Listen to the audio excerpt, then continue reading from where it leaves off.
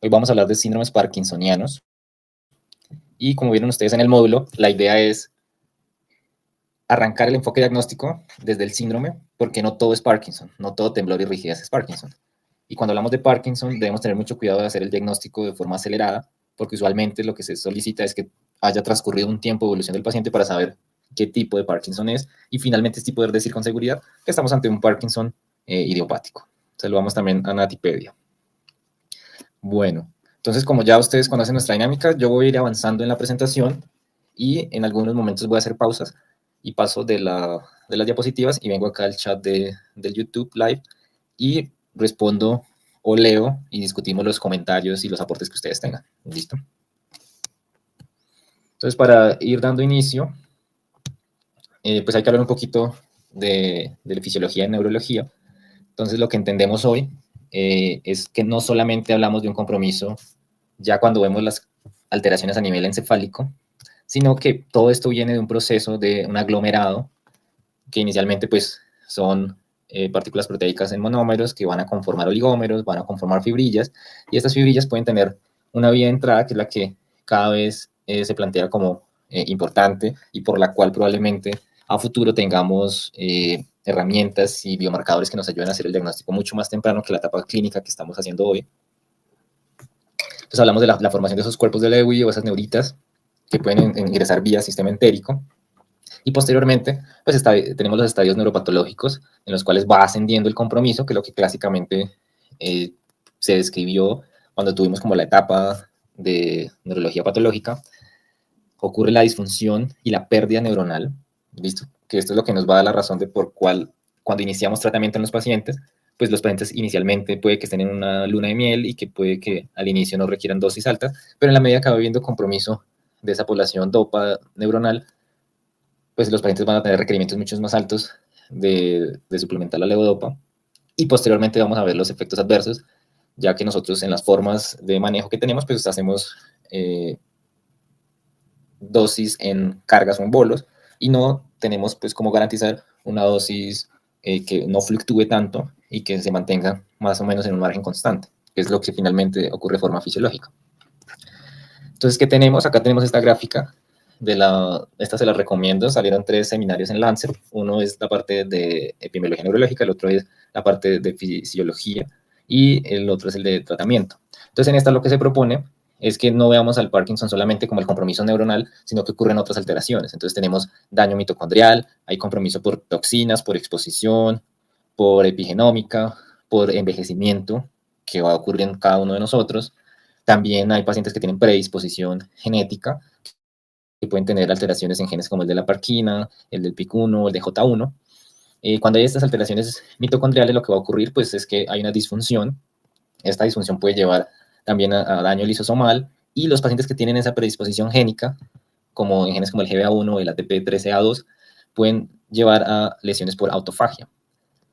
Cuando ocurre ese daño mitocondrial, pues hay compromiso del ATP, hay incremento de las especies reactivas de oxígeno y hay incremento de calcio. Como todos recordamos de nuestras clases de fisiología, pues esto lleva y conlleva, valga la redundancia, alteración tanto en la parte de sinapsis neuronal, puede facilitar los procesos de aglomeración de fibrillas de la alfa-sinucleína y de sus oligómeros, también la agregación, y en una forma bidireccional esta agregación, pues por un lado genera estas fibrillas, pero también facilita en conjunto con el daño mitocondrial estos procesos de autofagia. Y cuando hay alteración de estos procesos de autofagia, lo que vamos a tener es que no se van a poder procesar estos agregados y esta acumulación de alfa-sinucleínas, y va a haber también una lesión de los proteosomas, y por tanto en el fondo realmente ante lo que estaríamos es ante una enfermedad por alteración de la limpieza o el aclaramiento proteínico. Hacia futuro, ¿qué vamos a encontrar nosotros en el paciente? Pues que esto lleva muchos años en los cuales ha habido acumulación, alteración de la degradación, aglomeración y compromiso de forma progresiva neuronal y de todo el microambiente, incluyendo la neuroglía. Cuando ya tenemos una pérdida significativa de neuronas con la conformación de estos cuerpos de Lewy, es que empezamos a ver las manifestaciones motoras. Pero previamente, probablemente ese paciente ha tenido hiposmia, ha tenido cambios del comportamiento, de pronto apatía u otros compromisos que son no motores, que usualmente puede que no estemos muy atentos a ellos y que estos vayan a ser predictores de enfermedad de Parkinson. ¿El punto cuál es? Que todo esto, de una u otra manera, pues se va a compartir en los procesos neurodegenerativos. Entonces, nosotros de forma muy temprana tampoco podríamos saber hacia qué línea se va a ir el paciente. En el momento actual de agosto de 2024, que estamos en esta conferencia. Pero puede que los avances que tengamos, pues en pocos años, y sobre todo gracias a minería de datos y a inteligencia artificial y computación cuántica, probablemente podamos manejar muchos datos para poder encontrar algunos trazadores que nos lleven en lo que se presupuesta, es que se habla de unos 5 años hacia adelante, poder tener unos biomarcadores que enriquezcan nuestro diagnóstico precoz. Esta es otra de las gráficas que son clásicas de los artículos y es lo que hablábamos ahorita. Primero lo vimos desde el punto de vista de la fisiología neurológica y ahorita lo vamos a ver desde el punto de vista de la clínica. Entonces, clásicamente, ¿qué se dice? Que nosotros debemos identificar en un paciente, para poder hablar de diagnóstico y de que sea un síndrome parkinsoniano, que el paciente tenga temblor, que tenga bradicinesia, que tenga rigidez, inestabilidad postural, que luego va a cursar con fluctuaciones, con discinesias, que estas se pueden ver exacerbadas o facilitadas por la terapia DOPA, y posteriormente que tengan alteraciones o trastornos de inestabilidad postural y disfagia que ocurre de forma tardía. Pero realmente, ¿qué está pasando en el otro escenario, que es el no clásico o el no motor?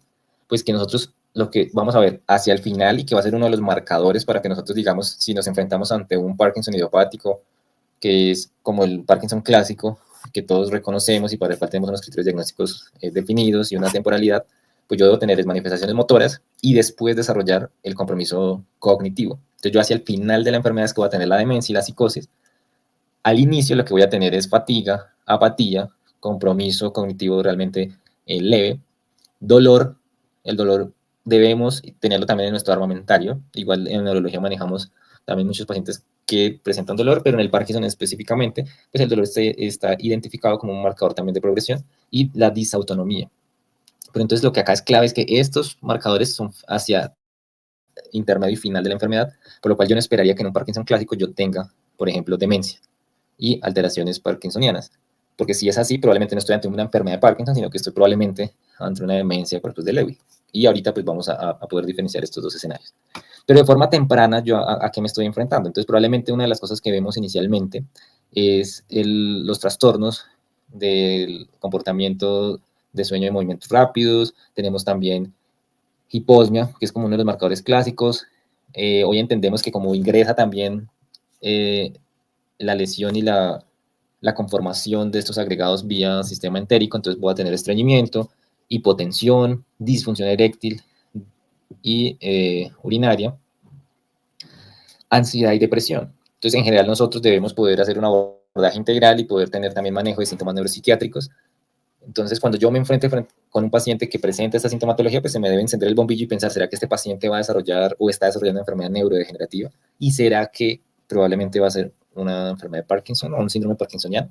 Entonces, esto implica que los pacientes deben ser seguidos en la consulta y que debemos dejar estos planteamientos y estos hallazgos que no podemos dejar como hallazgos incidentales o dejar pasarlos como desapercibidos, sino que estos pueden llegar a tener una importancia cuando ya se evalúen más adelante, porque entonces vamos a ir sumando elementos para mejorar nuestra probabilidad o posibilidad diagnóstica.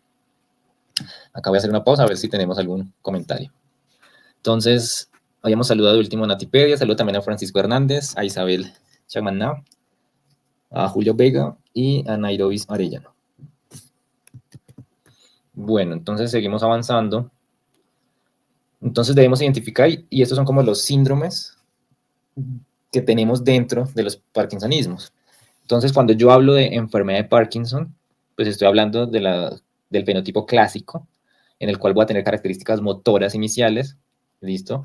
Algo que me ayuda a saber que efectivamente estoy enfrentándome a un parkinsonismo o enfermedad de Parkinson, pues va a ser que responde a la levodopa, que presenta discinesias con la terapia farmacológica de levodopa, inicia generalmente de forma unilateral y después va a ser el compromiso bilateral, el compromiso cognitivo o la demencia la va a desarrollar de forma tardía.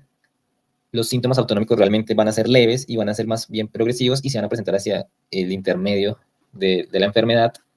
Listo, inicia, generalmente esta sí la comparten la mayoría hacia los 60 años y no voy a encontrar un patrón de alteración por neuroimagen pues, muy específico. ¿listo? Comparte con los otros síndromes que su fisiopatología pues, va a estar alrededor del conglomerado o aglomeración de sinucleína, igual que la demencia por cuerpos de Lewy, la atrofia de múltiples sistemas, ¿listo? Que estas son como las tres que podrían generarnos confusión, pero que si yo tengo claro la temporalidad y las manifestaciones clínicas, puedo ayudar a diferenciar. En la demencia por cuerpos de Lewy, pues yo lo que voy a tener es pues, claramente compromiso cognitivo, clásicamente se describe alucinaciones y que presentan fluctuaciones. Yo no espero tener en esta características motoras francas ni específicas, como si lo tiene la enfermedad de Parkinson. Cuando inicia con los síntomas motores, generalmente estos van a ser de compromiso bilateral de entrada. Entonces aquí ya empiezo a ver diferencias. En la demencia, pues va a ser temprana y digamos que un componente que va a ser marcador es el compromiso visoespacial y las alucinaciones visuales. El compromiso autonómico, vean que en esta también se da de forma tardía, ¿listo? Usualmente pues no compromete otros sistemas como por ejemplo el habla. Esta se presenta generalmente con un espectro un poco más amplio que puede ir de los 50 hasta de forma tardía a los 80 años. Y en la neuroimagen yo sí voy a encontrar un patrón más temporo-occipital, o sea, más pensando en corteza posterior. Cuando hablo de atrofia de múltiples sistemas, acá el marcador claro va a ser compromiso del sistema nervioso autónomo, ¿listo? Y va a tener signos cerebelosos y piramidales. También el compromiso motor es bilateral. Puede que esté o no presente el compromiso cognitivo en algunos pacientes. Estos van a tener disartria, ¿listo? Inicia generalmente un poco más temprano que la enfermedad de Parkinson, hacia los 50 años. Y pues, clásicamente hay un signo en neuroimagen, que es el signo del pan de la cruz, que se puede pues observar, pero recuerden ustedes que uno no trata neuroimagen. Uno puede que el paciente tenga la clínica y yo voy a hacer la neuroimagen y digo, probablemente sí tiene todo para sumar y pensar que es una atrofia de múltiples sistemas. Pero no hacemos el ejercicio contrario y eso es erróneo de, que tiene una imagen que se tomó por algún motivo y un hallazgo incidental de que tenga este patrón en cruz, pues eso no hace que inmediatamente yo diga ese paciente tiene atrofia de múltiples sistemas. No, yo debo cumplir con los criterios clínicos y después pensar en neuroimagen. En la parálisis supranuclear progresiva, yo lo que debo pensar es un paciente que tiene caídas de forma temprana, recurrentes, compromiso de la mirada vertical, tienen compromiso de predominio axial en cuanto a su rigidez, también inicia de forma típica bilateral, ¿listo? Pueden tener compromiso más que todo ejecutivo de forma temprana. Voy a ver sobre todo alteraciones en los movimientos oculares, inicia hacia los 60 años, y en el patrón de neuroimagen lo que voy a ver es el pico de colibrí a nivel pues mesencefálico y la figura del ratón, ¿listo?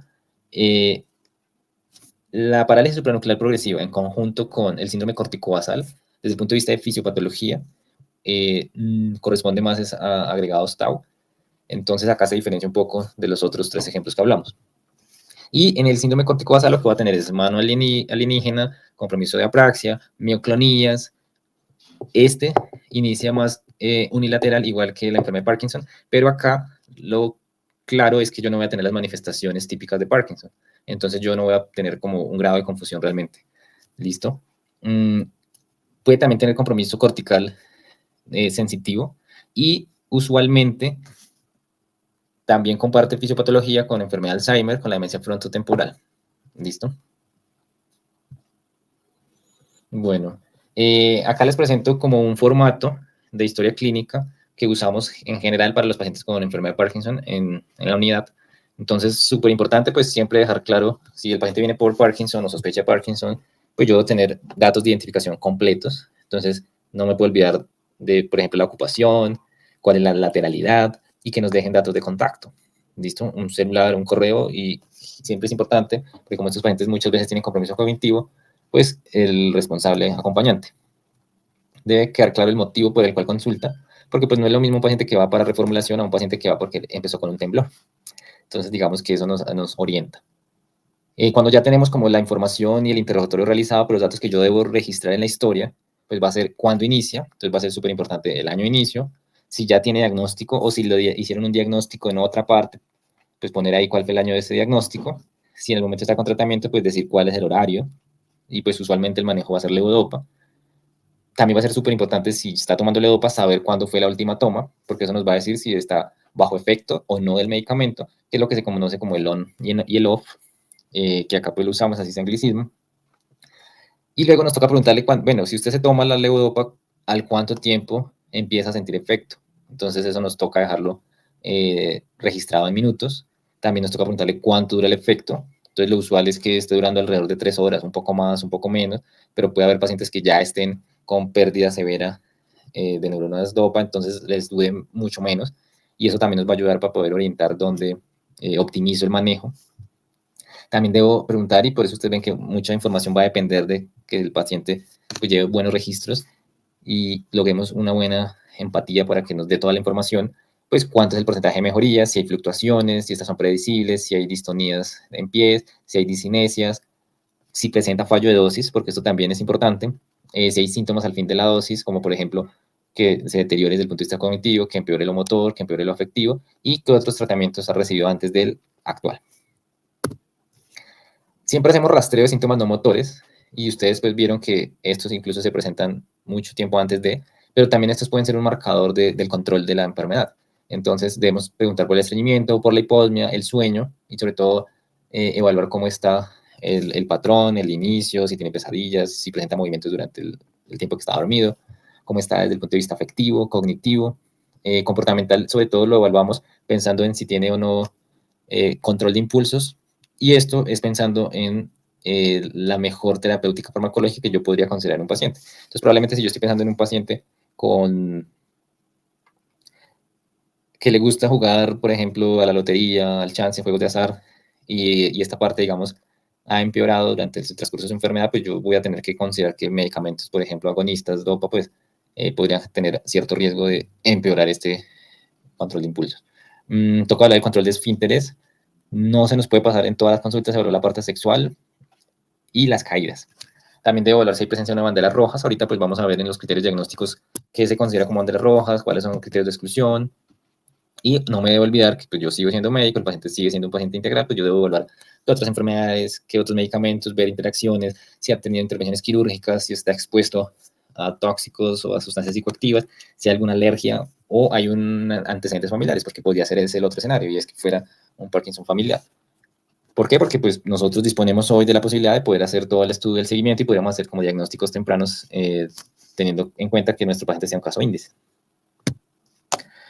Bueno, en el examen, ¿qué? Entonces, lo primero es, debemos tener signos vitales completos y acá también sugerimos que hagamos siempre pues, la medición de la tensión arterial evaluando ortostatismo, porque esto pues también es un marcador importante de compromiso autonómico y nos puede predecir que si la enfermedad pues va avanzando.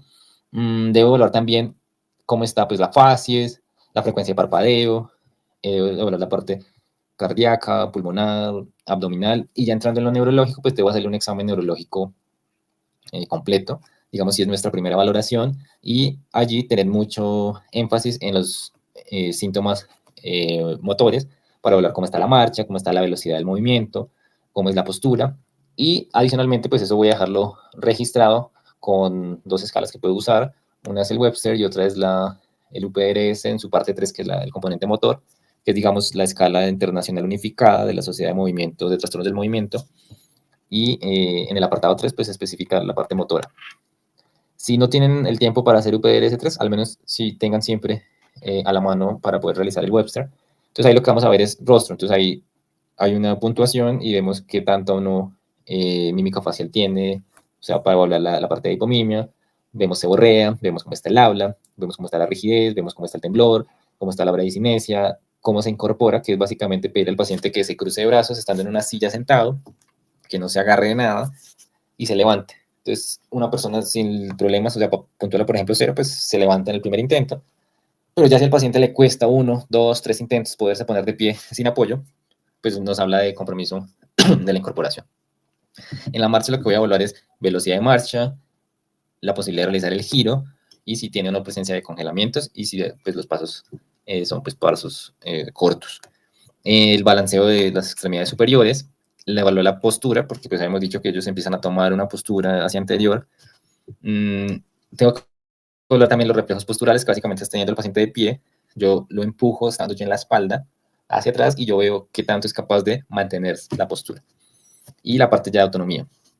Y cuando ya voy a hacer como el análisis, yo lo que debo reportar es paciente con parkinsonismo o síndrome parkinsoniano de tanto tiempo de evolución, debo decir si tiene criterios de soporte, especificar cuáles, debo decir si hay o no presencia de banderas rojas, si tiene presencia o no de criterios de exclusión, y considerando todo esto, es que digo, ¿tiene o no una enfermedad de Parkinson probable o posible? Y también debo especificar cuál va a ser mi manejo para los síntomas motores y no motores, mi diagnóstico. Entonces yo debo decir si tiene enfermedad de Parkinson, pongo el CIE-10 y debo clasificarlo por la escala de Johnny Jar y poner el valor de UPDRS-3. Esto sería lo ideal, pero al menos que podamos hacer el Webster y que podamos clasificar el grado de rigidez, el compromiso de marcha, si hay o no compromiso de síntomas no motores. Y una parte importante es, por ejemplo, si ustedes están en zona rural dispersa o en sitios donde, digamos que se demora un poco que lleguen a neurología, siempre cuando ustedes tengan la duda, lo que se podría hacer es hacer una prueba de levodopa y ver si hay respuesta. Esto nos ayudaría mucho como a decir, listo, probablemente sí es una enfermedad de Parkinson. Y pues obviamente el paciente después va a ir al neurólogo y se va pues, a ajustar todo, pero pues si se requiere como hacer el diagnóstico, salir de la duda rápido, vamos a poder hacer eso. Y lo otro es el interrogatorio. Ustedes deben ser muy claros en preguntar, ¿le inició unilateral y después comprometió el otro brazo o de entrada arrancó con los dos brazos? Y el otro diferencial es que sea un temblor esencial. Entonces también toca evaluar cómo es la amplitud del movimiento, si eso se suma o no con bradicinesia y hipocinesia. Y para eso se construyeron los criterios diagnósticos de enfermedad de Parkinson, que están publicados para el 2015 en la revista de la Sociedad Mundial de Trastornos del Movimiento. Entonces el criterio esencial que debo tener para hablar de parkinsonismo o síndrome parkinsoniano es la bradicinesia. Y la bradicinesia implica a lentitud en el movimiento con disminución de la amplitud del mismo a medida que hago una repetición. Entonces, voy a hacer una pausa acá y voy a ver si me están viendo. Entonces, digamos, los dos ejemplos usuales que hacemos en la cabecera del paciente, pues es pedirle que haga un tapping. Entonces, que abra y cierre dedos. Entonces, como ustedes ven, la idea es que yo tenga velocidad y también amplitud.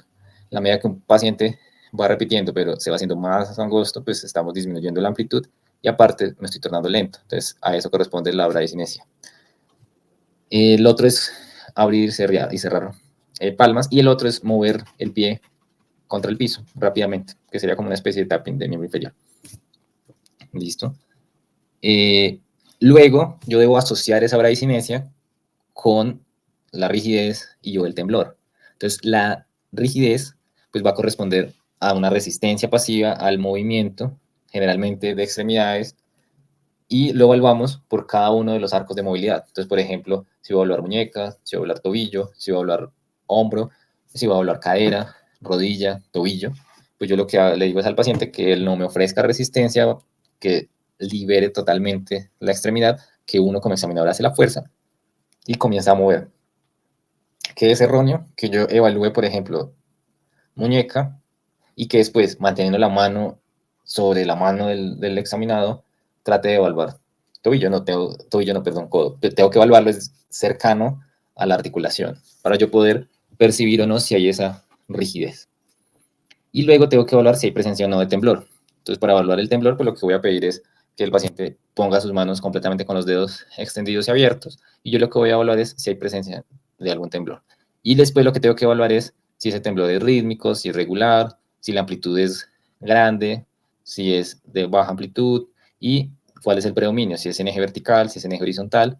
Y con eso voy a poder determinar y también si es con el movimiento o en reposo. Entonces, el que corresponde a parkinsonismo, pues va a ser movimiento oscilatorio de 4 a 6 Hz, aumenta en el reposo y se pausa o se suprime cuando hay movimiento. Entonces ya, si yo tengo bradicinesia, rigidez y temblor, yo digo, ese paciente tiene parkinsonismo.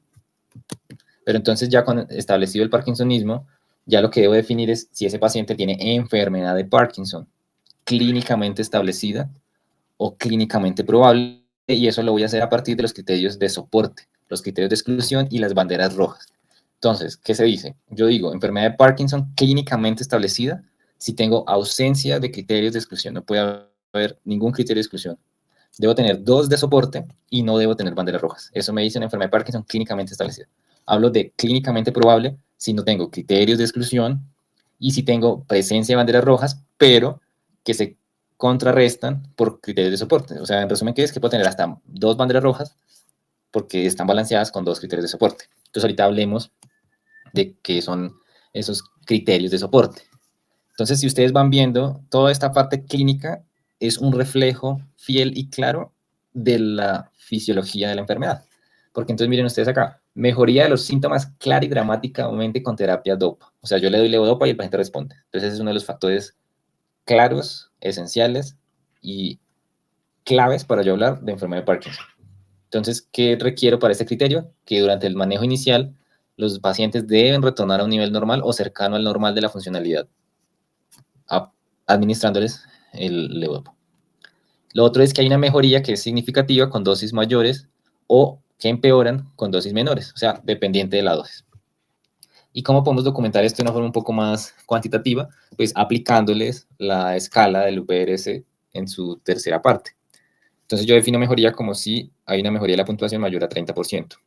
O lo puedo hacer de forma cualitativa, donde yo vea que hay claramente una mejoría referida por el paciente o el cuidador.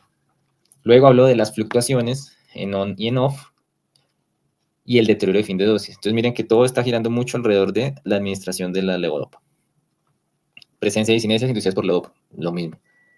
Ahora ya entramos a cosas clínicas. Digamos, por ejemplo, si ustedes no tienen la posibilidad de hacer la prueba de levodopa, pues lo que va a ver es el temblor tiene que ser de una extremidad. O sea, ya hablamos de que si es unilateral, este va a ser enfermedad de Parkinson. Y esto, pues, incluido por 2 razones. Es menos común en otras enfermedades y podría tener menos respuesta a la terapia. Bueno. Y lo otro es que tenga compromiso olfatorio, o sea, la hiposmia. Entonces, hay unas pruebas que están validadas, que son cuantitativas y nos permiten evaluar el rango de hiposmia o anosmia y se ajusta por edad y género.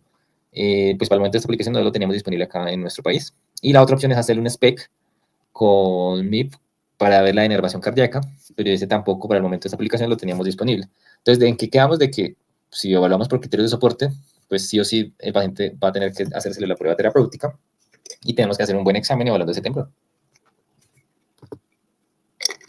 Ahora hablamos de que en ningún caso puede haber presencia de criterios de exclusión cuando hablo de enfermedad de Parkinson clínicamente. Entonces, ¿cuáles son esos criterios de exclusión?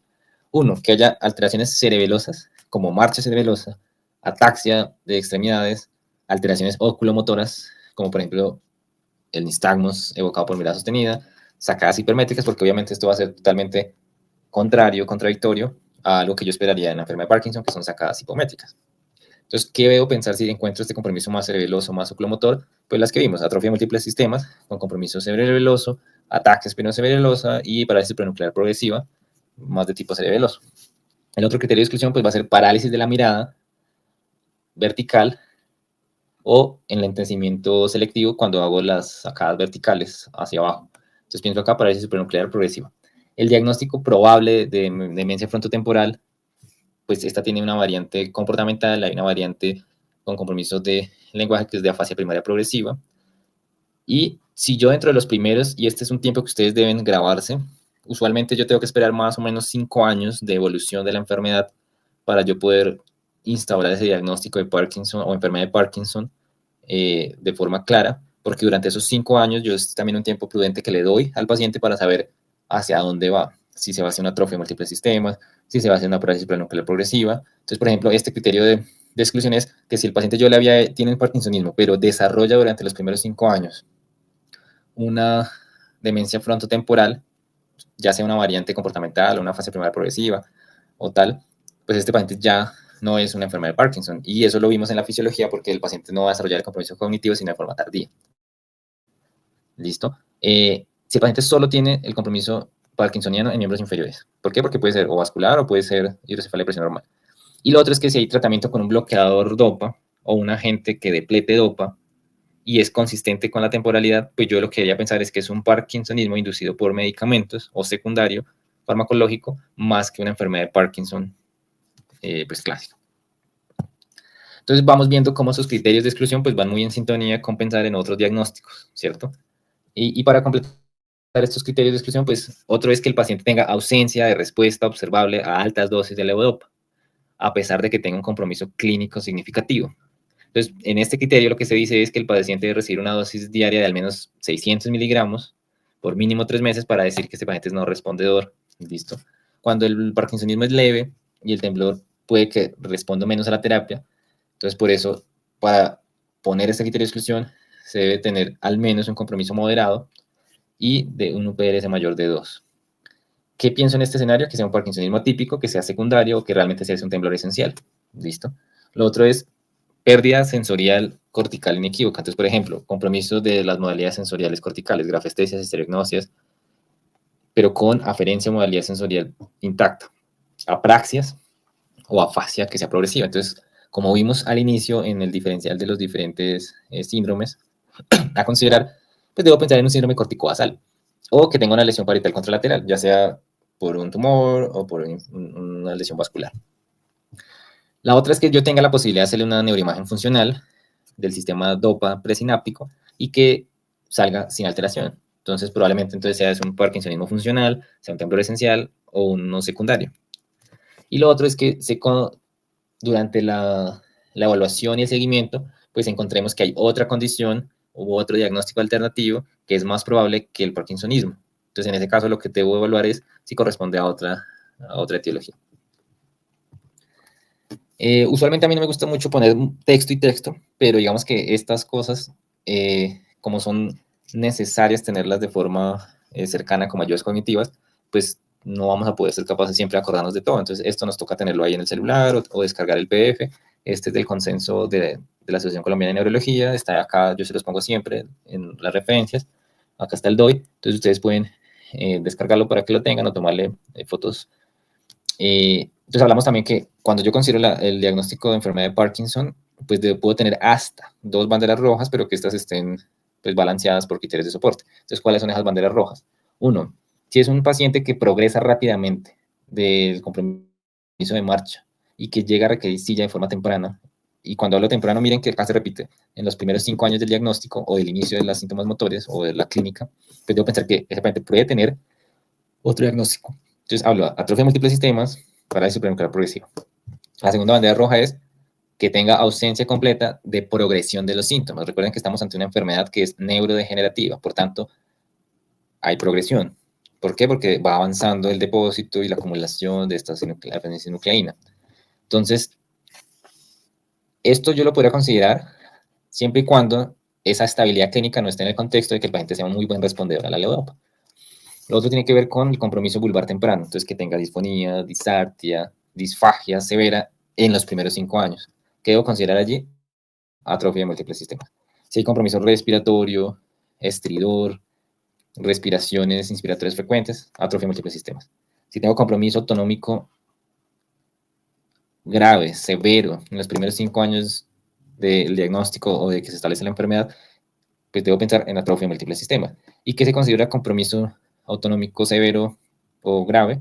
Pues hipotensión ortostática, ¿listo? Entonces por eso les decía que en la historia clínica y en el examen tengo que hacerles siempre la toma de la presión arterial en las 3 posiciones, ¿cierto? Para poder yo hacer la documentación. Y lo otro es incontinencia o retención urinaria en los primeros 5 años de edad. ¿Listo? ¿Cuál va a ser como el parámetro donde yo puedo balancear esto? Pues mujeres que tengan incontinencia de esfuerzo u hombres que tengan enfermedad de próstata. Pero el otro marcador es una disfunción eréctil, que también debo siempre evaluarlo en la historia clínica. Y lo otro es un paciente que presenta caídas recurrentes y que tiene inestabilidad. En este caso sí nos bajamos un poquito y es en los primeros 3 años. Entonces, ¿qué debo considerar ahí para ese supranuclear progresivo? ¿Qué se considera caída recurrente? Más de una caída al año. ¿Listo? Entonces también esto, por eso ustedes vieron que en el formato de historia incluimos toda esta información, porque pues ya hemos hecho como una organización de cuáles son los datos clave que yo debo tener registrados. Y para completar lo de las banderas rojas, ya pasamos como de pronto a otros diagnósticos diferenciales. Si el paciente tiene anterocolis, que es desproporcionada, con compromiso distónico, contractura de mano o pie, en los primeros 10 años, yo debería pensar, ¿será que esto va a ser una atrofia de múltiples sistemas, una síndrome corticobasal?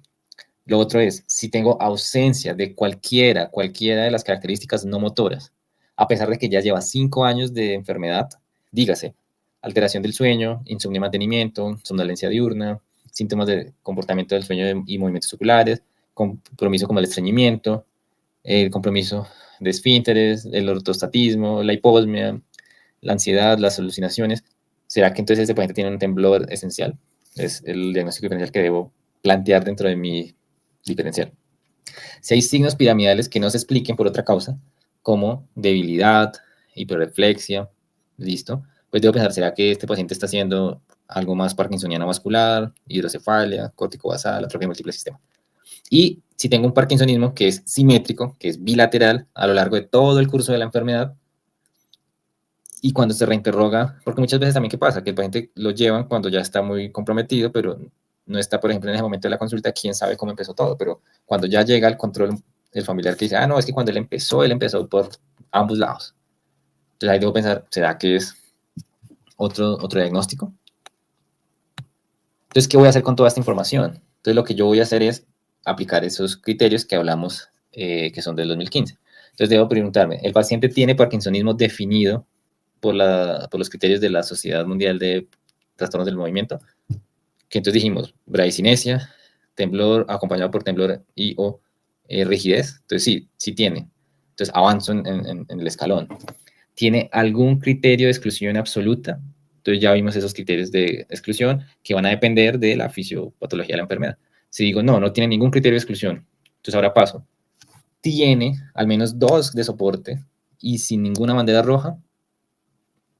Entonces digo, sí, pues cumple con criterios para decir que tiene enfermedad de Parkinson clínicamente establecida. Si digo no, entonces digo, bueno, pero al menos tiene 2 banderas rojas. Entonces si digo que sí, pues voy a decir que en ese momento el paciente probablemente no puede ser diagnosticado como enfermedad de Parkinson. Pero si digo, listo, sí, tengo esas banderas rojas, pero esas banderas rojas están balanceadas por el mismo número de criterios de soporte. Que en este caso entonces dijimos que por lo menos 2, entonces debería tener 2 banderas rojas con 2 de soporte. Y si digo que sí, pues puedo establecer que el paciente cumple criterios para enfermedad de Parkinson probable. Y así lo caracterizaría y pondría mi diagnóstico. Y luego, ¿cuál va a ser mi proceder? Seguirlo al menos 5 años para ver qué pasa, cómo evoluciona, para poder decir, luego de esos 5 años, listo, este paciente sí cumplió toda la secuencia de un paciente con enfermedad de Parkinson. Ahora, el que cumple esos 5 años con enfermedad de Parkinson, pues es que yo le haga 5 años de seguimiento, 5 años de tratamiento, que conozca a ese paciente y que después de esos 5 años es cuando ya yo puedo ofrecer otras alternativas, como por ejemplo, cirugía para estimulación cerebral profunda, que pues ya eso son pues otras consideraciones.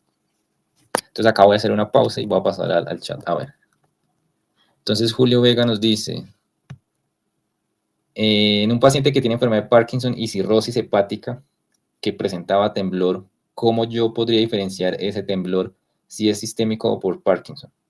Entonces recuerden que en cirrosis realmente el hallazgo que yo voy a encontrar más que un temblor es como un movimiento en aleteo de manos, que es lo que se denomina como una mioclonía negativa o asterixis, y eso va empeorando y es como un buen marcador de cuando está descompensada la enfermedad. Entonces, si un paciente tiene Parkinson y, por ejemplo, me queda difícil evaluarlo del temblor, yo debería irme a buscar los otros y el criterio esencial, que es la bradicinesia. Entonces, lo que tengo que evaluar es velocidad y amplitud de movimiento, seguido de si hay presencia o no de rigidez, y si el temblor me queda difícil evaluarlo, pues puedo decir, listo, no lo doy como soporte. Pero ya vimos que si voy a evaluar el temblor, pues es que es un temblor que sea más en reposo y que se suprima con el movimiento.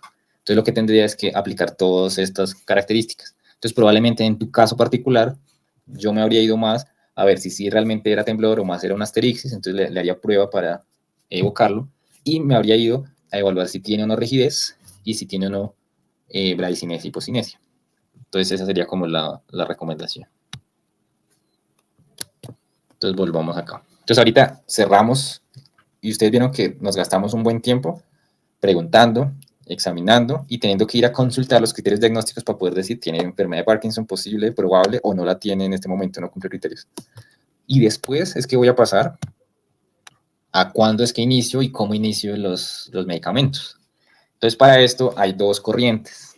Hay unos que nos dicen, podemos iniciar la levodopa de forma temprana, y hay otros que nos dicen, no, es mejor que iniciemos con agonistas, con otras moléculas, y luego introducimos, cuando sea necesario, la levodopa para ahorrar un tiempo antes de que presente complicaciones asociadas al uso de levodopa. Ya se han hecho estudios y ensayos clínicos que comparan ambas intervenciones, y lo que se ha visto es que da igual. iniciarlo temprano, iniciarlo tardío, eso ya va a depender de gustos. Mi recomendación personal es que si es un paciente relativamente joven y como cada vez tenemos más esperanza de vida, pues podemos intentar iniciando con agonistas DOPA y luego vamos a introducir la levodopa y vemos cómo responde el paciente. Esa sería como una buena estrategia. Entonces acá lo que les voy a mostrar es qué pasa, ¿no? ¿Qué pasa en cada escenario? Entonces lo que pasa es que si yo inicio con levodopa de forma temprana, pues vemos acá que el paciente va presentando discapacidad, yo digo, listo, ya es necesario iniciar el medicamento. Puede tener una buena respuesta inicial o una respuesta más o menos. Luego, ¿qué me toca hacer? Entonces, como empieza otra vez a subir la discapacidad, o sea, el compromiso y el requerimiento, pues me toca subir dosis. Entonces, en teoría no hay dosis tope, pero a medida que yo suba la dosis, pues voy a tener efectos secundarios. Entonces, yo voy subiendo dosis, entonces empiezan a aparecer fluctuaciones motoras, empieza a ser peores con el incremento de la dosis, y voy a tener que seguir incrementando dosis y voy a tener más efectos adversos. Entonces, ¿qué puedo tener? Fluctuaciones motoras, disinencias de pico de dosis, ¿listo? Y el paciente posteriormente en el tiempo ya no va a tener una buena respuesta. Entonces, usualmente, pues esto pasa cuando inicio de forma temprana la levodopa. Si yo hago una estrategia donde la inicio de forma espaciada y como que ahorro tiempo, pues lo que pasa, acá ya vemos el punto del tiempo, es inicio con 0, el paciente acumula discapacidad, yo digo, listo, tengo que iniciar el medicamento. ¿Cuál inicio? Puedo iniciar un agonista DOPA o puedo iniciar un inhibidor MAO-B. Voy a tener más o menos, cerca de 3 años, 2 años y medio, incluso algunos 4, para manejarlo con estos medicamentos antes de tener que iniciar con levodopa. Cuando ya arranco levodopa, pues lo que voy a tener usualmente es una muy buena respuesta y luego empiezan a aparecer las fluctuaciones motoras y los efectos de pico de dosis. Entonces lo que se pretende mostrar con este cuadro es que yo me podría ahorrar como todos estos efectos adversos del inicio temprano del levodopa si inicio con la estrategia de iniciar primero con agonistas. Entonces acá pues ya va a depender de los recursos que tengan ustedes en sus países. Nosotros acá en Colombia tenemos la posibilidad de usar agonistas y pues están cubiertos. Entonces es frecuente que nuestros pacientes tengan, sobre todo pacientes jóvenes, pues arranquemos con esta estrategia. Ya pacientes que tienen un diagnóstico ya y son mayores, pues probablemente nos vaya mejor iniciando con levodopa, sobre todo pensando que los agonistas pues nos hacen de pronto a veces descontrol de impulsos o a veces los pacientes prefieren o no lo toleran. Y la otra es que muchos pacientes le temen al diagnóstico de enfermedad de Parkinson, entonces muchos dicen o toman la decisión de no iniciar levodopa. Entonces por eso también nos toca tener una muy buena estrategia de educación y de información, tanto al paciente como al familiar. Y también debemos ser muy sinceros con ellos y decirles que no hay un tratamiento, que lo que hacemos es manejar las complicaciones y hacer que probablemente no avance tan rápido, ¿listo?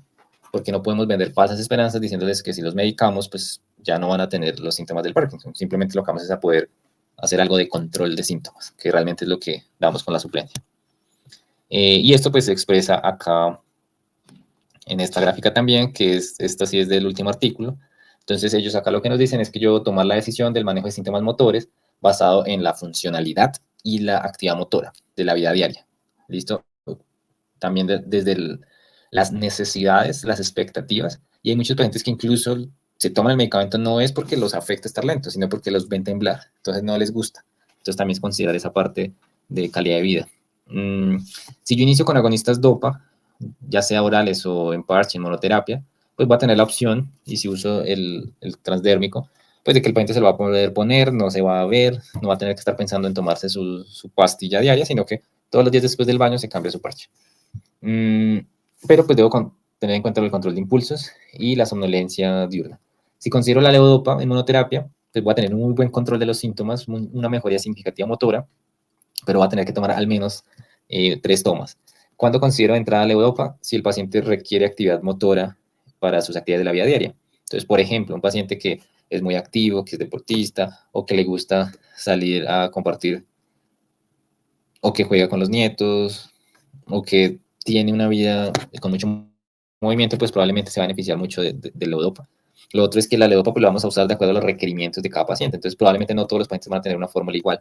Hay pacientes que son muy de actividad diurna, pero hay otros pacientes que probablemente tengan muchas alteraciones de sueño y trastornos REM. Entonces, probablemente ellos se ayuden de dosis más nocturnas. Y los MAO-B pues, realmente va a ser pacientes donde los síntomas son muy leves. Cuando yo en monoterapia tengo insuficiente control o me quedo ya corto, ahí es que considero ya empezar a adicionar. Entonces, yo puedo tener partir de levodopa y luego tener el agonista, o partir del agonista y luego adicionar la levodopa. ¿Listo? Cuando ya comienzo a tener las fluctuaciones motoras asociadas al uso de la levodopa, yo lo que tengo que hablar primero es, ¿será que el paciente se la toma bien? Entonces, usualmente nos toca ver si está interaccionando, si se la está tomando con alimentos, si debo ajustar el horario y la frecuencia, si hay otros medicamentos que interaccionen, o si debo considerar otro medicamento adicional para evaluar las discinesias. Entonces, por ejemplo, la amantadina. Siempre debo trabajar pues, en equipo. El equipo incluye al paciente y al cuidador porque muchas veces ellos nos toca hablar con ellos y decir, venga, ¿cuáles son sus expectativas? ¿Usted qué espera y qué quisiera mejorar? Y muchas veces nos llevamos sorpresas. A veces dicen, no, yo lo que quiero es no tener temblor, pero a mí no me importa ni estar lento, ni estar quieto, ni congelado. Y hay otros que dicen, no, yo lo que quiero es probablemente que tenga una mejor expresión facial. Entonces nos toca evaluar si eso realmente lo vamos a controlar con la levodopa o con el agonista. Y nos toca también decir, venga, estas cosas las podemos mejorar, estas cosas no las podemos mejorar, y esto va a progresar. Entonces, partiendo de esa sinceridad de lado y lado, pues podemos establecer cuáles van a ser los objetivos terapéuticos y también definir los porcentajes de mejoría. Entonces, hoy, por ejemplo, en otras áreas utilizamos escalas, seguimientos, porcentajes de mejoría, pero también están ahora todo lo que tiene que ver con la parte de la perspectiva del paciente y cómo es la mejoría de cara a las expectativas y las metas que nos proponemos ahí en el consultorio. Entonces nosotros podemos evaluar y hay matrices para yo decir, venga, el paciente propone estos objetivos, son alcanzables o no, vamos a trabajar y en la siguiente consulta nos sentamos y miramos, bueno, esto mejoró, esto no mejoró, lo calificamos y decimos cuánto hay de mejoría. Y eso hoy por hoy lo podemos realizar. Entonces, la invitación es a que pensemos, como siempre les he dicho en los módulos anteriores, que hoy tenemos muchas opciones para hacer manejo en neurología, en las diferentes enfermedades y los trastornos. En Parkinson tenemos otras opciones, entonces tenemos también la bomba de apomorfina.